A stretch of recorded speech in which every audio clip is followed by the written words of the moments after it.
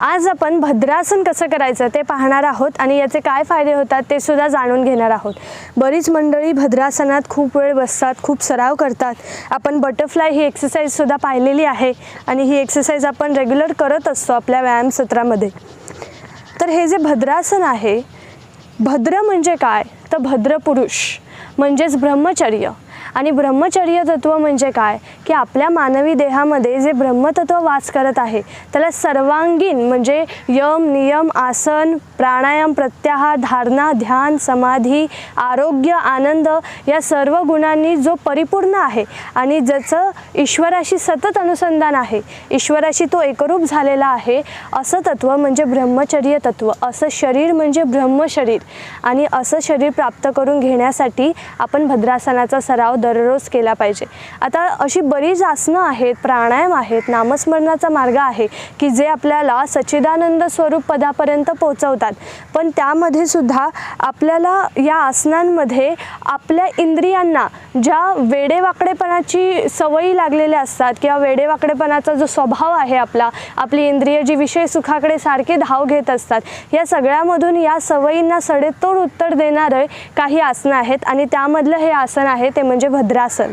खूप जण भद्रासनाचा सराव करत असताना त्यांच्या मांड्या ज्या आहेत त्या जास्तीत जास्त जवळ येत नाहीत, म्हणजे मांड्यांमध्ये स्टिफनेस असल्यामुळे आपण जेव्हा टाचा या गुप्तांगांच्या दिशेने खेचतो, अशा पद्धतीने घेतो, तेव्हा या पूर्णपणे अशा घेतल्या जात नाहीत कारण मांड्यांमध्ये स्टिफनेस असतो। उठताना बसताना सुद्धा खूप जणांचे त्रास, ज्यांना प्रॉब्लेम्स असतात त्यांना हे आसन करणं खूपच कठीण होऊन जातं आणि त्यामुळे या आसनाचा सराव करताना आपण काय केलं पाहिजे तर सुरुवातीला आपल्याला जितकं जमतंय तेवढा आपण या आसनाचा सराव करायचा आहे। जेवढं जमेल तेवढं आसन जास्तीत जास्त गुप्तांगांच्या दिशेने या टाचा खेचण्याचा प्रयत्न करायचा आहे आणि हळूहळू अशा पद्धतीने बटरफ्लाय पोझिशनमध्ये आपण या आसनाचा सराव करायचा आहे।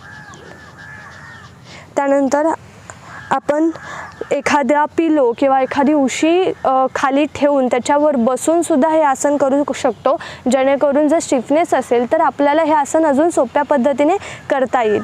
आता भद्रासन जे आसन आपण करतो तेव्हा ज्यांच्यामध्ये स्टिफनेस असतो त्यांच्या संपूर्ण ओटीपोटापासून म्हणजे ओटीपोटाचा जो प्रदेश आहे त्रिकास्तीपासून बेंबीपर्यंत हा जो भाग आहे त्यामध्ये अनेक रोग निर्माण झालेले असतात। कशामुळे? कारण ह्या स्टिफनेसमुळे, ह्या आपल्या ह्या इनर थाईजला स्ट्रेचेस न दिल्यामुळे, गुप्तांगांना ताण न दिल्यामुळे, ओटीपोटातल्या अवयवामध्ये रक्तसंचार खेळता न राहिल्यामुळे अनेक रोगांची निर्मिती होते।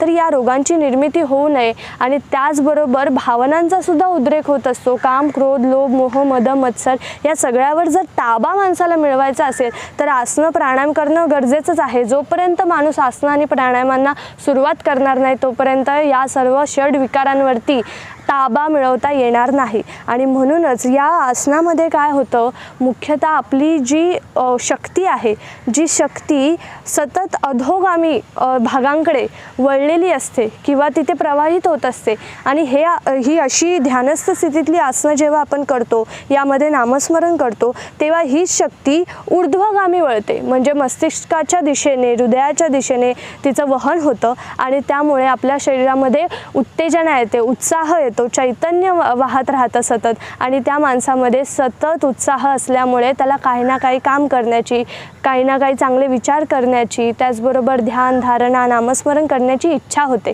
तर हे सगळं जे आसनाचं महात्म्य आहे ते लक्षात घेतलं पाहिजे। म्हणून भद्रासन हे जे आसन आहे हे आपल्या आरोग्यासाठी अतिशय महत्त्वाचं आहे आणि याचा सराव प्रत्येकाने दररोज केला पाहिजे। तर आसन कसं करायचं ते नीट एकदा पुन्हा बघून घ्या।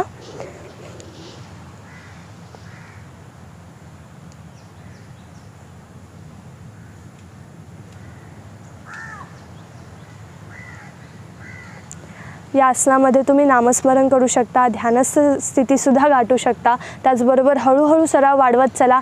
5 मिनटं, 10 मिनटं, 15 मिनटं, 20 मिनटं असा सराव वाढवत तुम्ही अर्धा ते 1 ताससुद्धा हे आसन धारण करू शकता। दररोज सराव करा आणि निरोगी आयुष्य जगा। धन्यवाद।